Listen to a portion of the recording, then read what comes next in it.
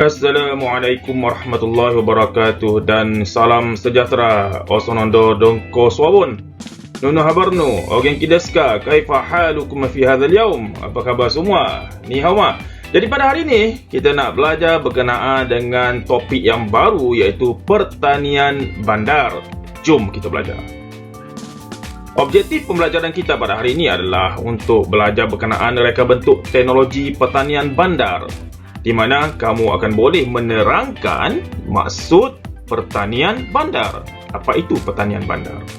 Dalam bahasa Inggerisnya disebut sebagai urban agriculture. Urban agriculture. Cikgu makan belacan, tak pandai sangat bahasa Inggeris ni. Pelaklah sikit. Kelas, apakah itu pertanian bandar? Pertanian bandar adalah aktiviti bercucuk tanam bagi menghasilkan tanaman makanan di sekitar ruang yang mempunyai ruang yang terhad. Maksudnya tempat yang agak sempit lah kawasan rumah tu. Okey, contohnya yang pertama, rumah pangsa, rumah flat. Yang kedua, kawasan tanah lot. Yang ketiga, kondominium. Dan yang keempat, rumah teres. Okey kelas, kita pergi pada rumah yang pertama, iaitu rumah pangsa. Rumah pangsa biasanya merujuk pada blok perumahan 2 bilik dengan tangga, tanpa lift, tanpa kemudahan, dan biasanya 5 tingkat dengan ruang parkir ataupun ruang parking lah, yang terbuka, open, yang disasarkan kepada kelompok yang berpendapatan rendah. Contoh ruang tanaman di rumah pangsa beginilah contoh dia. Memang kawasan dia agak sempit, jadi nak bercucuk tanam pun agak susah lah.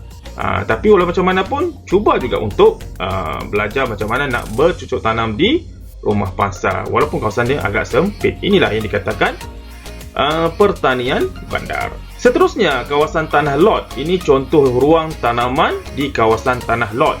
Okey, kawasan tanah lot di bandar. Kamu lihat dalam berita harian. Okey, ada satu berita pada Mei 17, 2021, gelandangan nikmati hasil kebun. Di mana di kawasan Taman Desa di Kuala Lumpur tu ada dijalankan satu kawasan tanah lot lah, yang digunakan untuk bercucuk tanam di sana. Okey, jadi dipanggil sebagai kebun hijrah warrior, di mana di sana tu ditanam kangkung, bendi, timun, dan kadang-kadang ada juga jagung. Okey, ada juga jagung.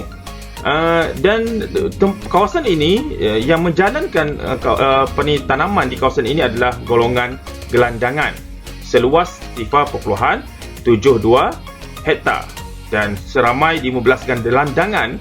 Gelandangan ni apa? Gelandangan ni adalah orang yang tiada rumah lah. Mereka ni miskin, susah, tapi kemudian mereka tidak ada rumah untuk mereka diami. Jadi mereka terpaksa lah duduk merata-rata tempat di kawasan bandar.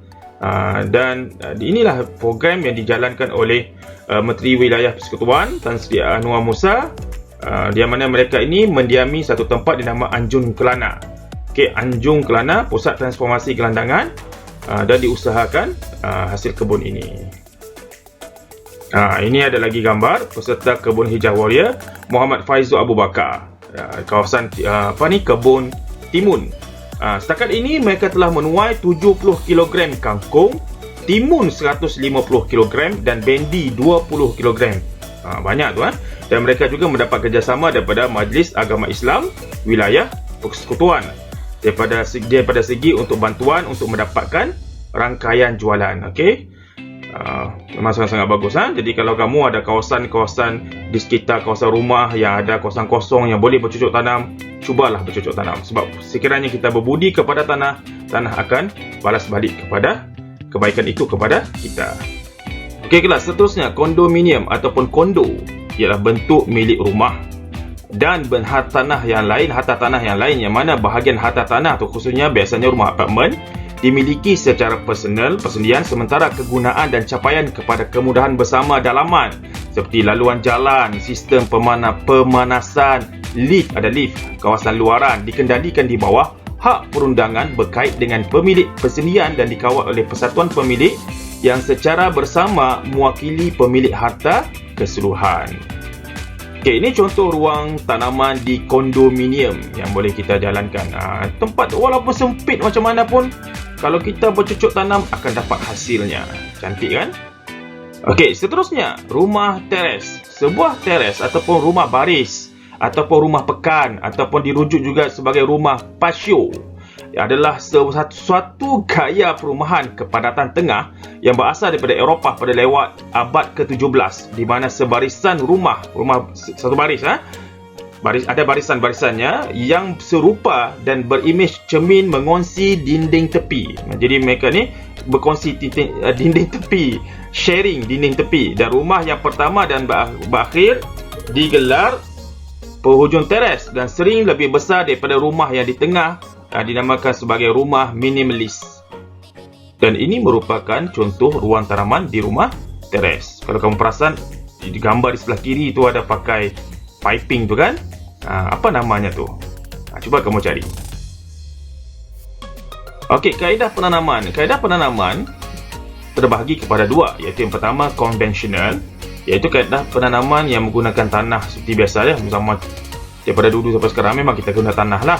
Okey, itu dinamakan sebagai kaedah penanaman konvensional.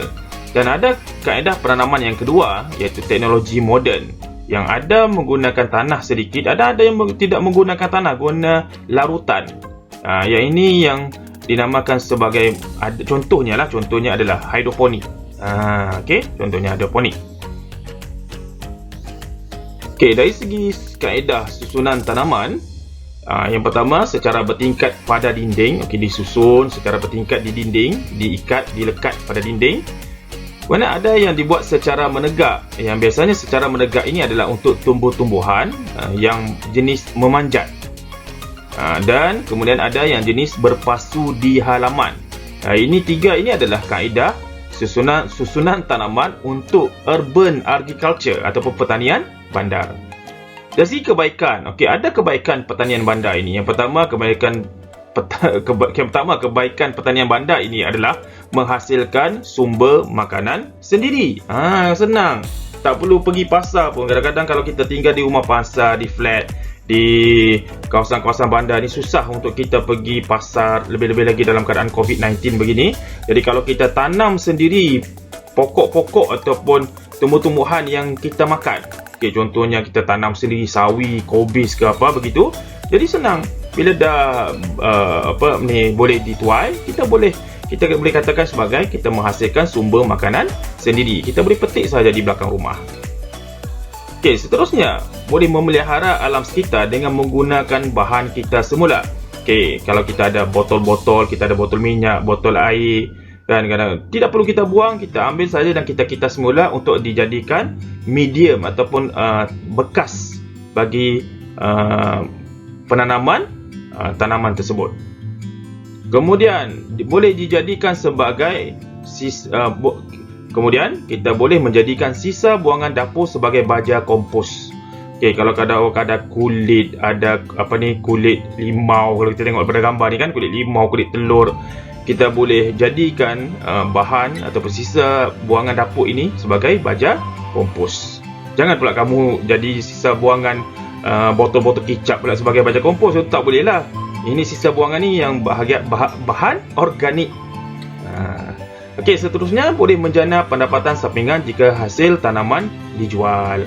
Jadi kalau kita sudah bercucuk tanam, mungkin kita dah makan sebahagian, ada banyak lagi yang lebihan, kita boleh gunakan untuk jual. Kita jual kepada jiran-jiran kita. Sekurang-kurangnya boleh menjana sumber pendapatan kita sendiri, pendapatan sampingan.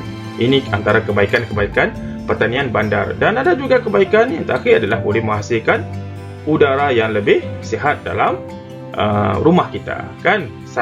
Oksigen cycle dalam rumah kita. Okey, ini adalah merupakan latihan bagi pertanian bandar. Soalan pertama, senaraikan 4 kawasan yang boleh dijalankan pertanian bandar. Yang kedua, nyatakan 2 jenis kaedah penanaman bagi aktiviti pertanian bandar. Dan yang ketiga, apakah kebaikan yang boleh diperolehi daripada aktiviti pertanian bandar? Cuba jawab dalam buku RBT kamu. Dan itu saja Itu saja video daripada cikgu pada hari ini. Selamat belajar. Assalamualaikum warahmatullahi wabarakatuh.